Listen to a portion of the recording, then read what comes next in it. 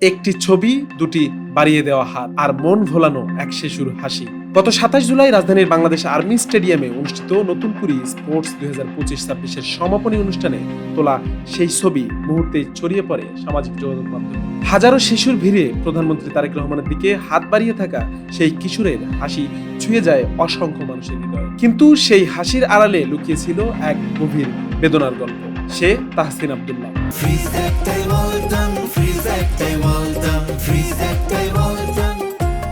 ২০২৫ সালের জুলাইয়ে উত্তরার মাইলস্টোন স্কুলে যুদ্ধবিমান বিধ্বস্ত হওয়ার মর্মান্তিক ঘটনায় তাহসিন হারায় তার বড় বোন তাসনিয়াকে। একই স্কুলে পড়লেও সেদিন তারা ছিল দুই ভবনে। দুর্ঘটনার খবর শুনে ছোট্ট তাহসিন বোনকে খুঁজতে ছুটে যায় সেই ভবনে। হাতে ছিল স্যালাইন আর পানির বোতল।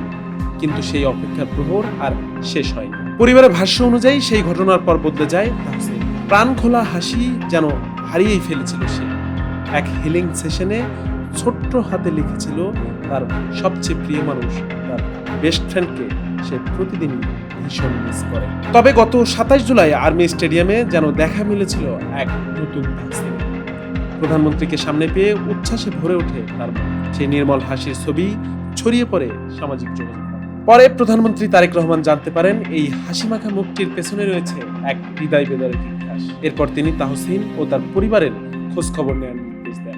এরই ধারাবাহিকতায় ২৯ জুলাই বুধবার বাবা নাজমুল হককে সঙ্গে নিয়ে বাংলাদেশ সচিবালয়ে প্রধানমন্ত্রীর কার্যালয়ে প্রধানমন্ত্রীর সঙ্গে সৌজন্য সাক্ষাৎ করে তাহসিন। সাক্ষাতে প্রধানমন্ত্রী তাহসিনের পড়াশোনা, ভবিষ্যতের স্বপ্ন এবং শখের বিষয়ে জানতে চান। জবাবে তাহসিন জানায় বড় হয়ে সে একজন সফল ব্যবসায়ী হতে চায়, পাশাপাশি এমন কিছু করতে চায় যা মানুষের উপকারে আসবে এবং মানুষের কাছে ইতিবাচকভাবে স্মরণীয় হয়ে থাকবে। প্রধানমন্ত্রী তার এই স্বপ্নের প্রশংসা করেন।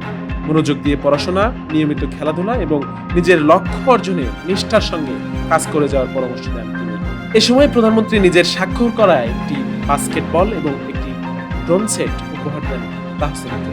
প্রধানমন্ত্রীর কার্যালয়ে ঘুরে দেখা, সেখানে থাকা গাড়ি ও জাহাজের রেপ্লিকা এবং বাবার মোবাইলে প্রধানমন্ত্রীর সঙ্গে সেলফি তোলার অভিজ্ঞতাও প্রত্যক্ষ করে তাহসিন। এদিকে মাইলস্টোনের সেই মর্মান্তিক দুর্ঘটনায় সন্তান হারানো তাহসিনের বাবার প্রতিও গভীর সমবেদনা ও সহমর্মিতা প্রকাশ করেন প্রধানমন্ত্রী তারেক রহমান। একটি ছবি দিয়ে শুরু হয়েছিল গল্পটি, আর সেই গল্পের শেষটা হলো হারিয়ে যাওয়া এক শিশুর হাসি ফিরে পাওয়ার আনন্দে। হাবিব হাসান মোহন, নিউজ ডেস্ক, মানবজমিন।